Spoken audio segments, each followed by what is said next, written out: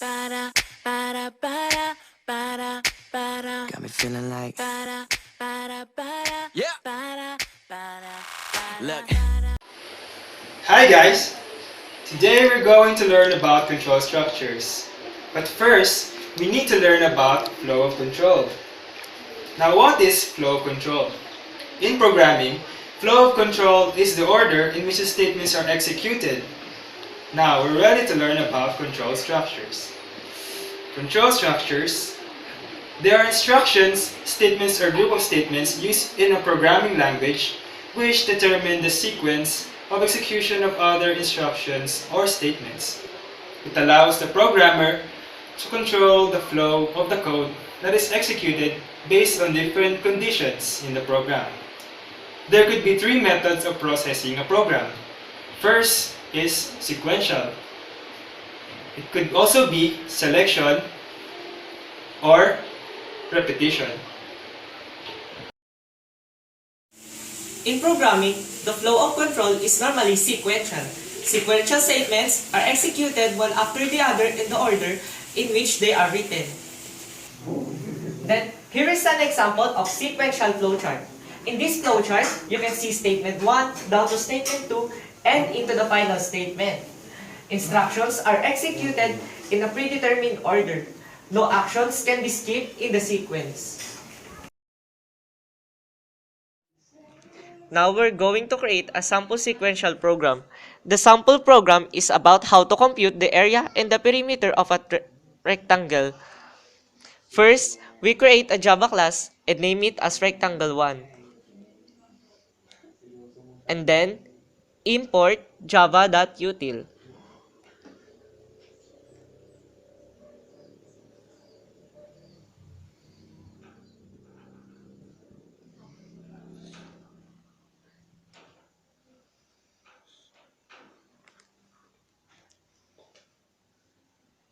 Then, we're going to instantiate a scanner for our inputs.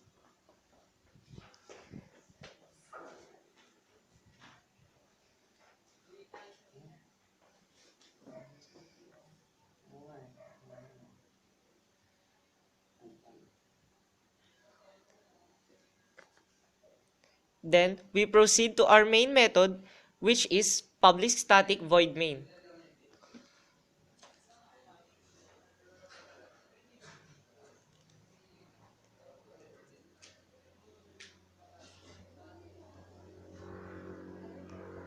Our variables declared are L and W, which leads to length and width.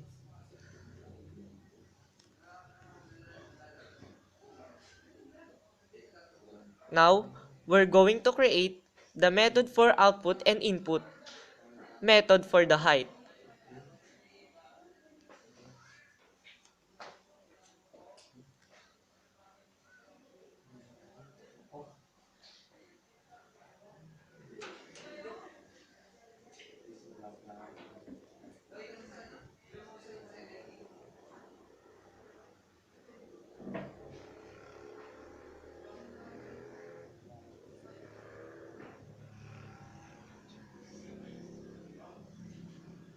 We are also going to do the same for the width.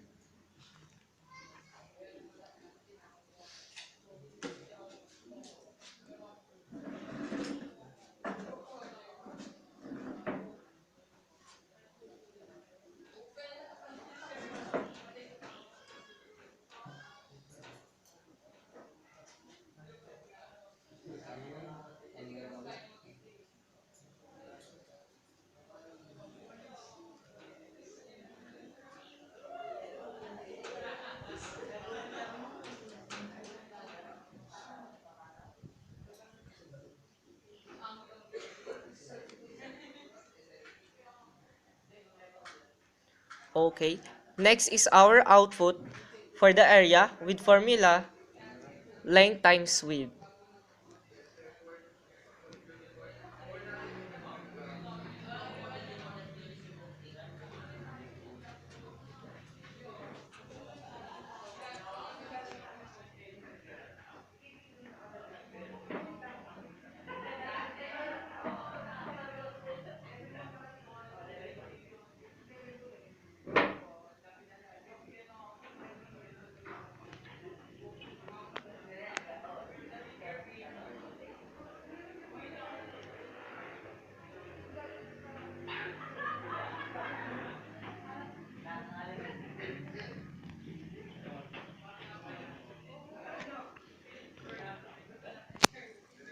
Also, we're going to do the same in perimeter with formula twice the length plus twice the width.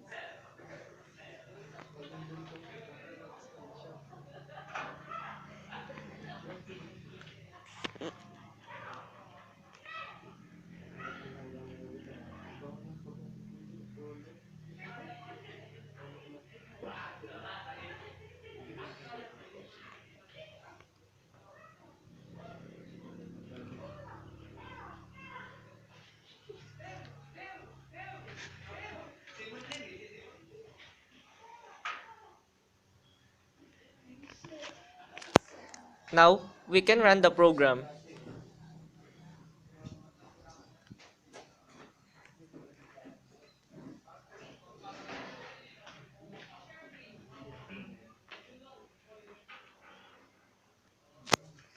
Now, we will enter 5 for length and 3 for width. And there you go. The area is 15 and perimeter is 16.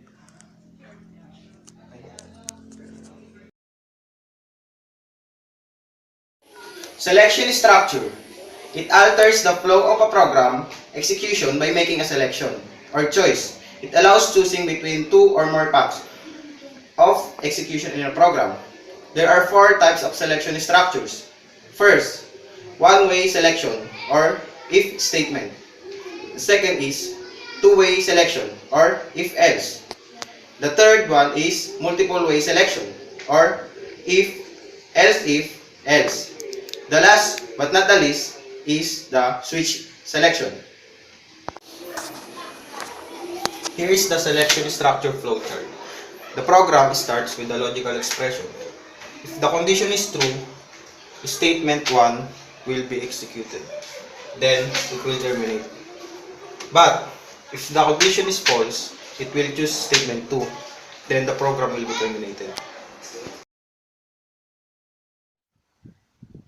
Selection structure program. First, we will create a new Java class and name it age.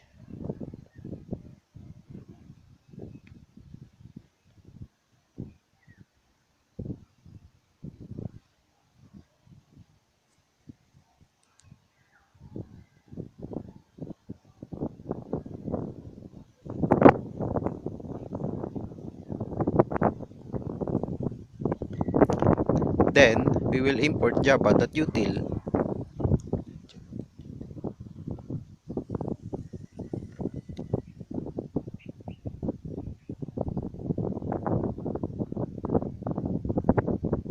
We will then instantiate our scanner console for our input methods.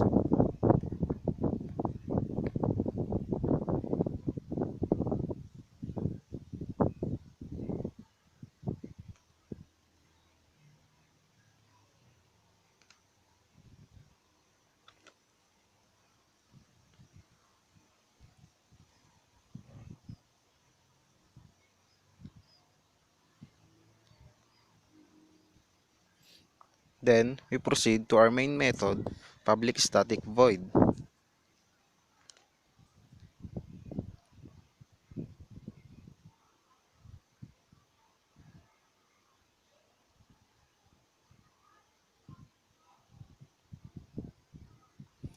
Then, to our method, we will declare our int age as our variable.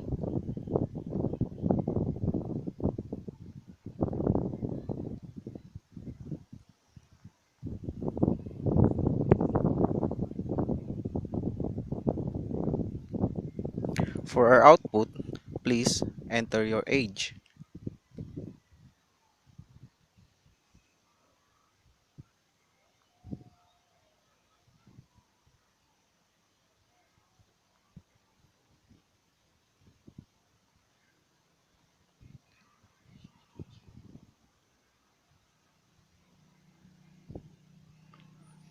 Then, input age using console.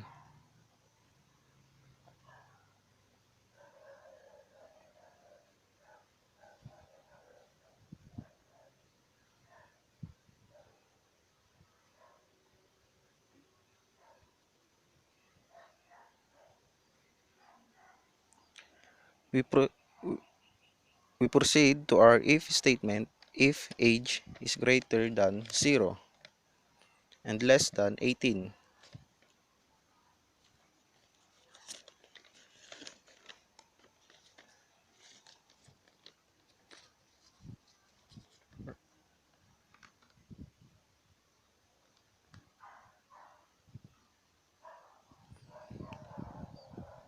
Our output will be you are a minor.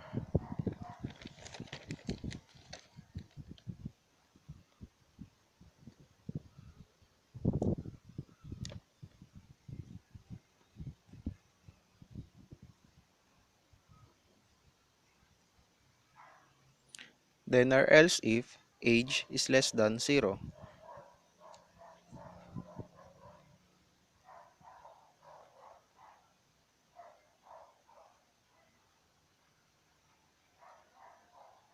We will have our invalid input.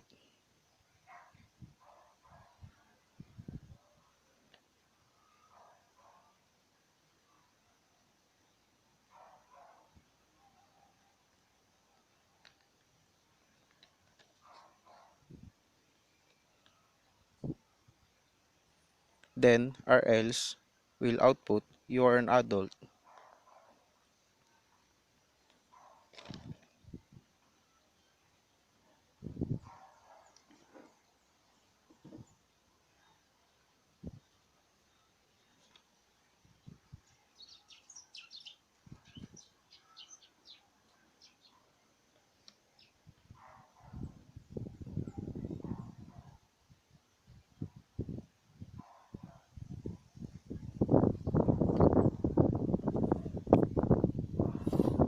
Now, we are ready to run our selection program.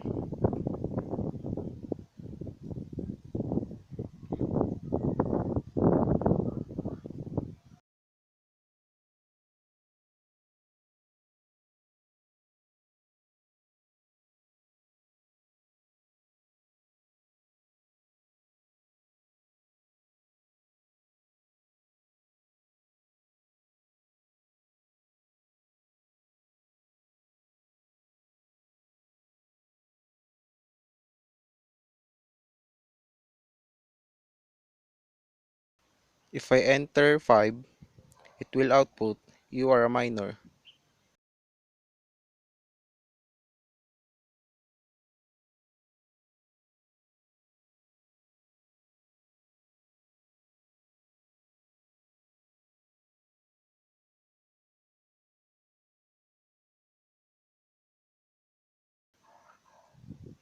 If I enter a negative number, it will output invalid input.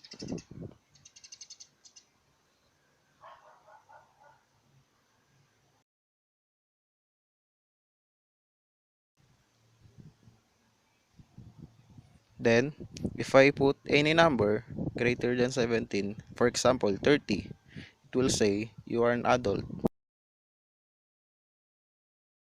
Repetition structures. Repetition structure execute a sequence of statements repeatedly as long as a condition holds true. It is also known as a looping or iteration control structure. Looping is the process of repeatedly executing one or more steps of an algorithm or program. Here is an example of repetition structure of flowchart. When the logical expression is true, then execute the statement until the condition is false.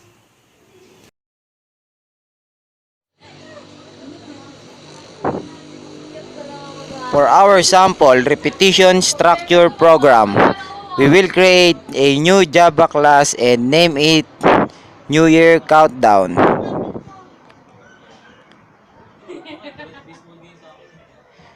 We will create a for loop.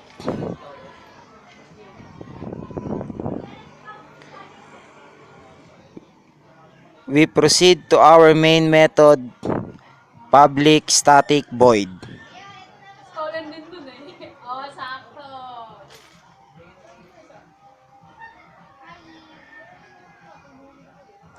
Then we will declare our variable int.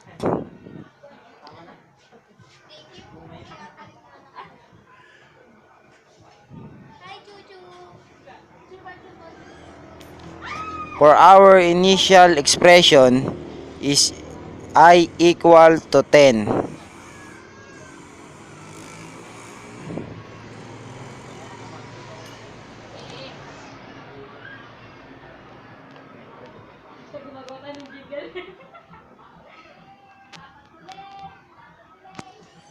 Our logical expression is I greater than 0.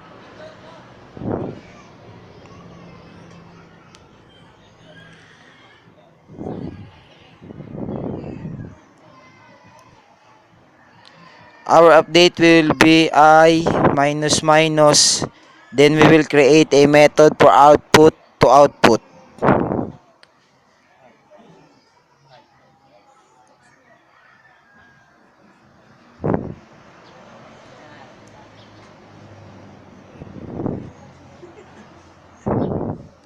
And then our final output statement, Happy New Year.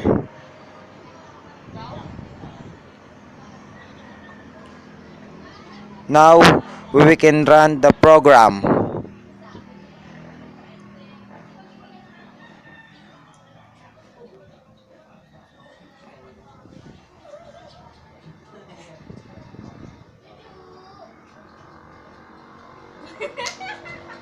And then is our output for our countdown. 10, 9, 8, 7, 6, 5, 4, 3, 2, 1. Happy New Year.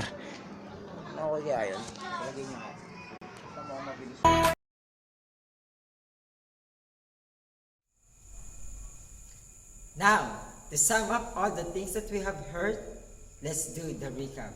Remember, the sequential statements are executed one after the other in the order in which they are written, while the selection structures alters the flows of a program execution by making a selection or choice. It allows choosing two or more paths of execution in a program. Remember, there are 4 types of selection structure. Those are, first, one-way selection, if statement. Secondly, two-way selection, if else. Thirdly, multiple-way selection, if else and else if. And lastly, switch selection. Now, let's move on to the repetition structure. Repetition structure execute in a sequence of statements repeatedly as long as the conditional holds true. It is also known as a looping or iteration control structure. Looping is the process of repeatedly executing one or more steps on our algorithm or program. I would like to end this tutorial with this quotation coming from Ella Wheeler Wilcox. It says, "One ship drives east and another drives west, with the self-same winds that blow. 'Tis the set of the sails and not the gales, which tells us the way to go." Thank you for watching.